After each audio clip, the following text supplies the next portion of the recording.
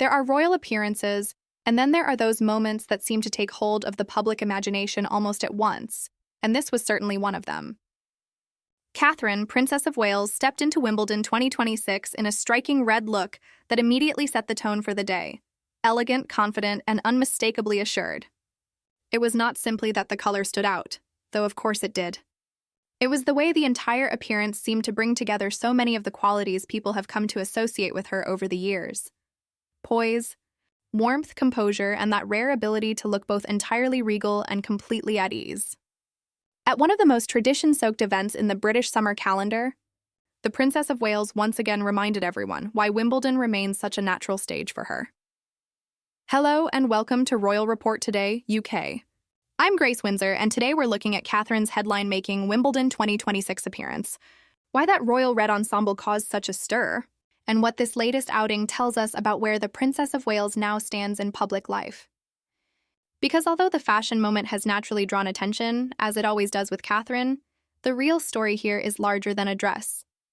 It is about continuity, confidence, and a royal figure who increasingly seems to understand exactly how to inhabit these iconic national moments. The Princess of Wales attended the ladies' singles final at Wimbledon on the penultimate day of the championship, taking her place in the royal box and receiving the kind of attention that only she can generate at an event already packed with major names and global prestige.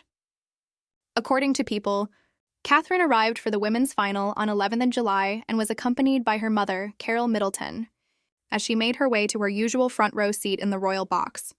The same report noted that she wore a red-belted Roland Mouret dress and, as patron of the All England Lawn Tennis and Croquet Club, later presented the women's championship trophy to Linda Noskova after the final.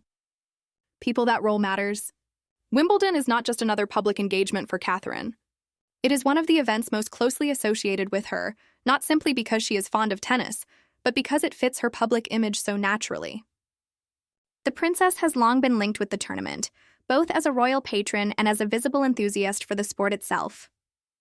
She understands the rhythm of the occasion, the polished but relaxed mood of center court, the traditions, the ceremony, the visual theater of the royal box, and crucially, the balance between celebrity interest and institutional duty. In other words, she does not merely attend Wimbledon. She belongs there in a way that feels instinctive, and that is part of what made this particular appearance land so strongly. Red is not a color one wears quietly, especially at an event so visually codified by whites, greens, creams, and soft summer shades. Yet Catherine's choice did not appear loud or jarring. It appeared deliberate, rich, polished, and self-possessed. The red did not wear her. She wore it. There was nothing overdone about the styling, nothing that suggested a bid for spectacle purely for its own sake. Instead, it felt like the kind of confident, beautifully judged fashion decision that signals presence without tipping into performance. That matters more than it might seem. With Catherine, clothing is never only clothing. It is part of the language of public duty. Her wardrobe choices are read for tone, for symbolism, for mood, and for message, especially at major events. Wimbledon has often been a place where she presents a version of royal summer style that feels both aspirational and accessible.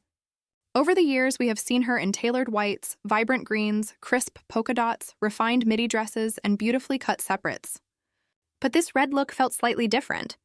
It had a bolder energy. It suggested ease, confidence, and a willingness to be seen, not in a flashy sense, but in a fully assured one. It also arrived at a time when public interest in the Princess of Wales remains especially intense. Every appearance is still being viewed through the broader context of the past 2 years, including her health challenges and carefully paced return to a fuller royal schedule. That context changes how audiences interpret even the simplest outing. Wimbledon, perhaps more than almost anywhere else, offers a particularly emotional stage for those interpretations. It is public but not stiff, prestigious but not overly formal, glamorous but still warm. People are there to enjoy themselves. The crowd responds. Faces are visible. Reactions are immediate. It is the perfect setting for Catherine to be seen not just as a figure of monarchy, but as a person reconnecting with one of the events most associated with her public identity. In fact, this year's Wimbledon appearances have formed a narrative of their own. Earlier in the tournament, Catherine made a surprise solo outing to watch some of the early rounds and greet members of the public queuing overnight for seats. People described that early July appearance as her first return to the tournament's early round play since 2023, after she had attended only finals weekends in 2024 and 2025 while prioritizing her health and recovery. That detail is significant because it speaks to something beyond fashion or ceremony. It suggests a broadening confidence in resuming the fuller shape of her public life. So when Catherine appeared again for the women's final in that vivid red dress, it did not feel like an isolated moment. It felt like part of a wider return to form. There was a sense of rhythm about it, as if she were stepping back into a place she knows intimately, and doing so with obvious comfort. The public notices that kind of ease. They notice when someone appears tentative, and they notice when someone seems fully settled. At Wimbledon 2026, Catherine looked settled. That sense was enhanced by the company she kept. The image of the princess attending alongside Carole Middleton added a note of familial warmth to the day. It was elegant but also slightly intimate, a reminder that major royal appearances often carry quiet personal dimensions as well. Catherine's public image has always been strengthened by the visible steadiness of her family ties. Whether through glimpses of her with Prince William, outings with her children, or moments alongside her parents and siblings, there is an impression of rootedness around her that the public continues to respond to. Seeing her at Wimbledon with her mother gave the appearance an added softness, even amid all the glamour of center court and the royal box. At the same time, this was not merely a family outing. It was work. As patron of the All England Lawn Tennis and Croquet Club, Catherine has a ceremonial and representational function at Wimbledon, and that reached its clearest expression when she stepped onto center court to present the Venus Rosewater dish to the women's champion, Linda Noskova. That trophy presentation is one of those rituals that perfectly capture why Wimbledon suits royal involvement so well. It combines history, excellence, decorum, and national prestige. Catherine does not look out of place there for a moment. On the contrary, the scene only reinforces her authority within the role. And authority is an interesting word when it comes to the Princess of Wales. She is not a flashy royal, not one who relies on dramatic speeches or overt displays of personality. Her authority has been built differently. It rests on consistency, on self-command, on turning up properly prepared, properly dressed, and properly briefed, and then allowing a moment to unfold without trying to dominate it.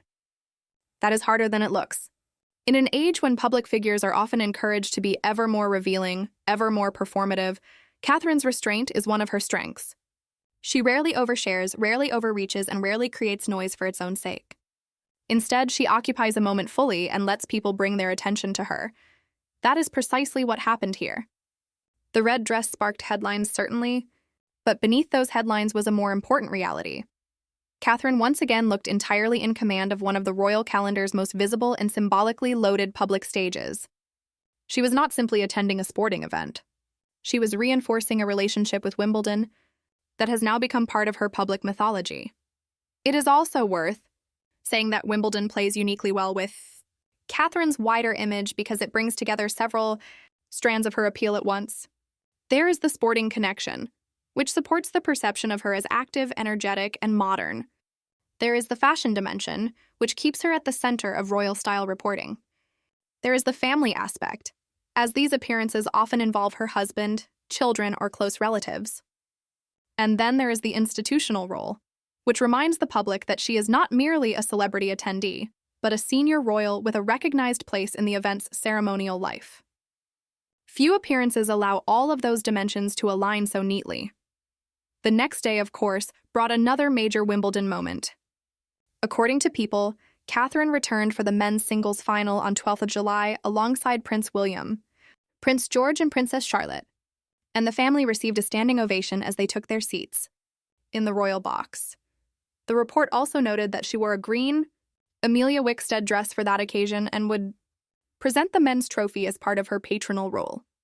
People taken together, the weekend appearances helped create a complete royal Wimbledon narrative. First, the vivid solo statement in red at the women's final. Then the family-centered follow-up on the men's final day.